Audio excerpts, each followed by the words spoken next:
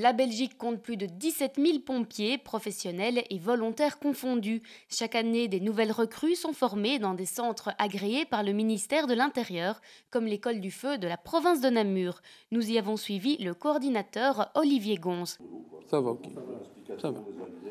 On fait ça. Ok. Donc tu as le matériel dans l'autopompe. Je m'appelle Olivier Gonz, j'ai 39 ans. Je suis officier au service incendie d'Andenne, je suis lieutenant depuis plus ou moins 8 ans. J'ai été engagé ici à la province de Namur comme coordinateur de l'école du feu, adjoint à la direction. Donc j'aurais voulu qu'on leur montre déjà comment on sert d'une bouche incendie, la raccorder, purger, brancher un tuyau. D'accord. Être coordinateur de l'école du feu, ça consiste, il y a beaucoup de choses. Donc c'est déjà gérer tous les horaires de toutes les formations qui sont programmées sur l'année. Donc il y a plusieurs formations, sapeur-pompier, caporal, sergent, adjudant, et encore d'autres comme plongeur ou autre. Donc gérer les horaires, gérer aussi le choix des chargés de cours, parce que ça c'est quand même un boulot important. Les chargés de cours sont choisis en fonction de leurs compétences. Le matériel également, parce que le matériel de l'école du feu est quand même un matériel cher, lourd, dont nous avons besoin pour mener à bien toutes les formations et que les pompiers, quand ils arrivent sur le terrain, aient eu la meilleure formation possible. Donc le 1, on va dire mousse, le 2, motopompe, 3, les agrès et 4, les tuyaux. Donc le matin, formation théorique de 4 heures et cet après-midi, formation pratique de 4 heures. La formation théorique ce matin se faisait avec un officier. Et la pratique cet après-midi se fait avec 4 personnes, 2 officiers, 2 sous-officiers. Et nous faisons des petits groupes. Il faut savoir qu'on essaye d'avoir un chargé de cours pour 6 candidats sapeurs-pompiers. Le 3e groupe ici avec le lieutenant D'Aquino. Regardez, vous voyez, le raccord va s'auto-serrer. Donc il rentre chacun dans la gorge. Et en le serrant, c'est qu'on lit qu'il va s'auto-serrer, il va forcer se rejoindre. Allez! Ça c'est pas mal, un petit coup sec, quand tu arrives à peine tout, c'est un petit coup sec. L'atelier de la motopompe, pour commencer, il faut savoir que nous allons puiser de l'eau dans un cours d'eau. Ici, la Sambre qui est à côté de nous. On va, mettre des tuyaux avec un certain raccord bien spécifique parce que c'est de l'eau qui doit passer, non pas de l'air, ou sinon la motopompe n'aura pas ses effets. On va former les élèves à bien mettre ces tuyaux, mettre tout en œuvre au niveau de la motopompe. Et puis là, maintenant, on va les faire en exercice réel, en comptant les minutes, en leur demandant d'avoir de l'eau au bout de la lance en maximum 4 minutes. Il faut savoir qu'en fonction de ce qu'on met au niveau de la lance, on peut en arriver jusqu'à, avec certaines pressions, à des 800-850 litres par minute.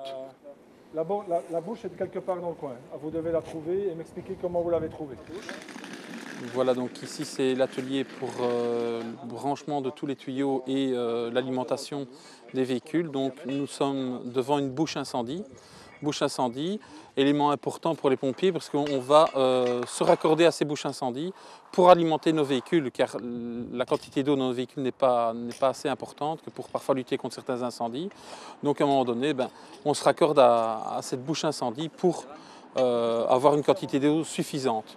Formation qui est importante puisque ici il y a toute une technique avec ce qu'on appelle un standpipe, une clé de bouche que les élèves doivent absolument connaître et manipuler rapidement parce que c'est de là que va dépendre la rapidité de notre intervention.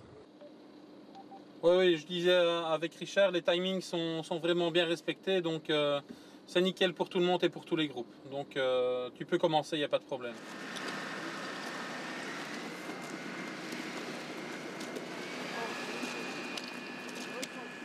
Ici à l'arrière, l'atelier mousse, l'atelier d'établissement d'extinction à la mousse. Donc les élèves sont formés à un établissement bien spécifique, différent de ce qu'on a vu auparavant, avec des pièces qu'on appelle des mélangeurs ou pré-mélangeurs en fonction de ce qu'on utilise. Mousse qui est faite avec un mélange d'eau et de savon, comme entre guillemets ce que vous utilisez à la maison, qui lorsqu'il passe dans une lance est mélangé, brassé avec l'air et provoque de la mousse. Ok, venez tous ici. Extinction qu'on utilise souvent sur les hydrocarbures et souvent sur les véhicules en feu. Voilà, les élèves sont formés, font plusieurs fois l'exercice, tout doucement au départ et puis un peu plus rapidement par la suite pour vraiment être bien drillés.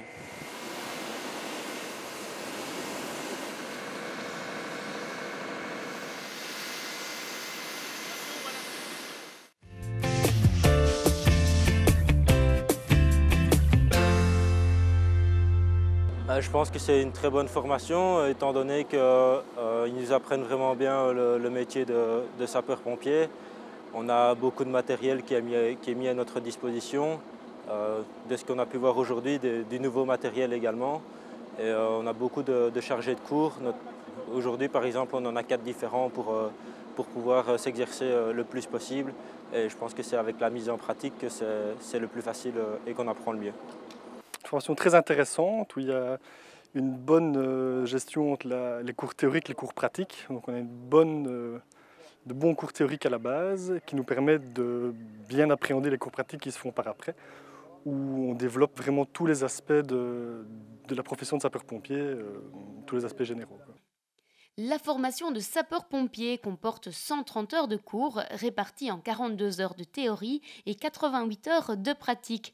Les cours s'articulent en 4 modules, les secours et la lutte contre l'incendie, les premiers soins, la protection individuelle et l'exercice pratique intégré.